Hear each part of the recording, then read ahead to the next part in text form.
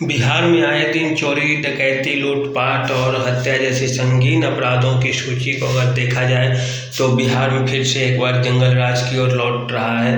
बिहार में दरअसल जंगल राज तो है ही, ऐसा भारतीय जनता पार्टी के बिहार के प्रदेश अध्यक्ष सम्राट चौधरी भी कई बार यह बयान दे चुके हैं।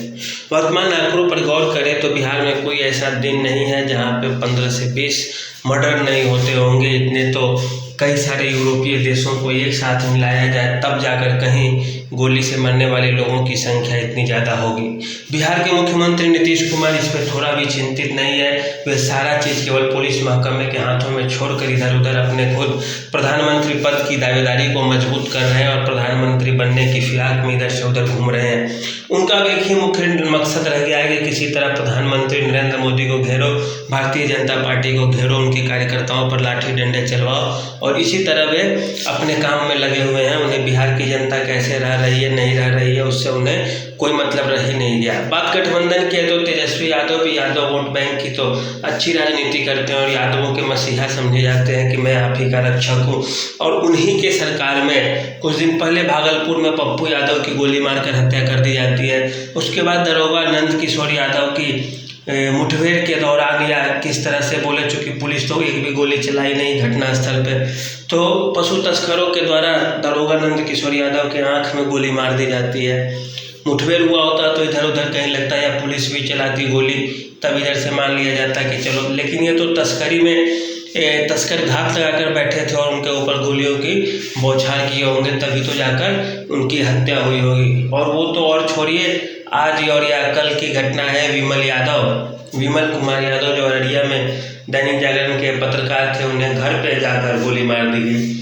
तो बिहार में अब इस तरह से कुछ कानून व्यवस्था रही नहीं गया। जो बड़े लोग हैं, जो हायर डिग्निटरी जिसे कहा जाता है राज्य का, वे सुरक्षित नहीं है, तो आम आदमी कहाँ से सुरक्षित रह पाएगा। लोगों के अंदर तो ये भय का माहौल है ही। ये तो 1980-85 के समय में जब लालू यादव और राबड़ी देवी मुख्यमंत्री हुआ करती थी, उस दौरान ऐसा होता था कि कभी किसी अधिकारी को मार दिए, कभी किसी बीडीओ को मार दिए, सीओ को मार दिए, तो कहीं डीएम को थप्पड़ से मार मार के उसकी हत्या कर दी जाती है, तो कहीं भीड़ द्वारा किसी पुलिस की गाड़ी में आग लगा दी जाती है। लेकिन फिर से वही बिहार में स्थिति आ रही है कि कभी पुलिस वाले को गोली मार दिया जाएगा, तो कभी दरोगा के आँख में गोली मार दी जाएगी, तो कभी किसी प्रॉपर्टी डीलर को मार दिया जाएगा, तो कभी किसी आम आदमी के साथ तो क्या होता होगा तो जानते ही हैं। आम आदमी को कोई भी मार कर जा सकता है, पुलिस भी कुछ नहीं कर पाएगी, नहीं कोई नेता उनके लिए आवाज़ उठाने जाते हैं। मुजफ्फरपुर में लड़की के साथ गलत व्यवहार करके उनके लाश को छत विछत अवस्था में फेंक दिया जाता है, पुलिस कोई कार्रवाई नहीं करती। इसी कारण बिहार के जुझारू नेता पप्पू यादव को चतुर्भुज स्थान में धरना प्रदर्शन पर बैठना पड़ता है, फिर उन्हें वहाँ से भी हटा दिया जाता है और एक वही व्यक्ति के रूप में उभर कर आते हैं जो इसके लिए आवाज़ उठाते हैं। बिहार के तमाम ऐसे राजनेता हैं जो कई सारे जातियों का नेतृत्व करते हैं, लेकिन वे अपने अपने जाति के लोगों को ही बेवकूफ़ बनाते हैं, क्योंकि उन्हीं के सरकार में, उन्हीं के रीजन में उनकी ही जाति के लोग इतने बड़ी संख्या में मारे जाते हैं, उनके साथ गलत व्यवहार होता है, लेकिन वे चूँकि सरकार में है इसीलिए भी चुप्पी साधे बैठे रहते हैं।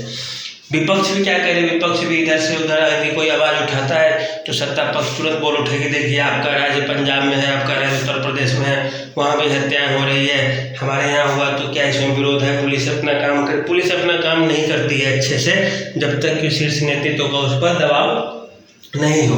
या भारत की सारी आम जनता जानती है कि पुलिस का तरीका क्या होता है काम करने का। तो पुलिस दो ही स्थिति में अच्छा काम करेगी, या तो ऊपर से अच्छा दबाव हो ईमानदार राजनेताओं का, या दूसरा कोर्ट का दबाव हो, या तीसरा वे वीआईपीज हो।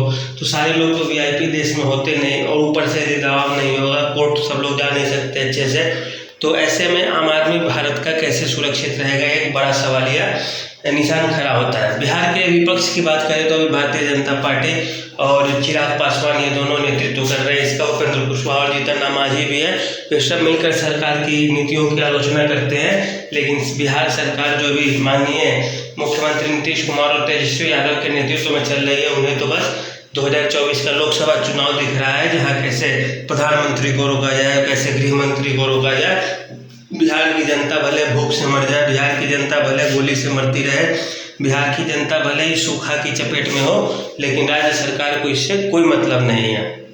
तो इस तरह से देखें तो बिहार में जंगल राज 2 की वापसी तो बहुत पहले ही हो चुकी है। अभी जंगल राज 2 पार्ट 2 अभी अपने चरम सीमा पे है और देखिए आप लोग आगे क्या क्या होता है। स्थिति और बद से बदतर होगी, क्योंकि प्रतिशोध की भावना भी तो लोगों में होती है।